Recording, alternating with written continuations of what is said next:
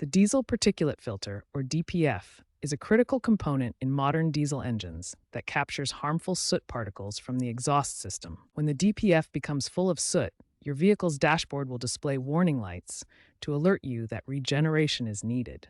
An amber DPF warning light indicates that passive regeneration is needed.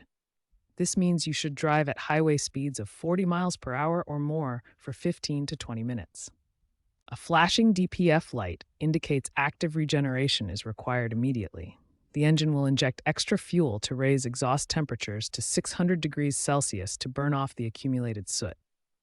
A red DPF light combined with the engine management light signals a critical issue.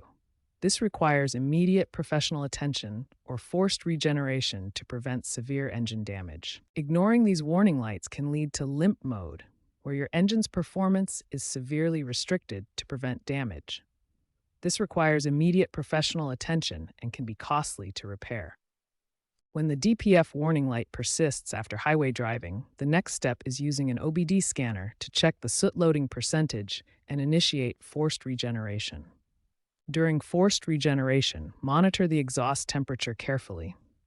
The system needs to reach 600 degrees Celsius during the 20 to 30 minute cycle to effectively burn off accumulated soot particles. After completing the regeneration cycle, clear any stored fault codes and reset the adaptation values.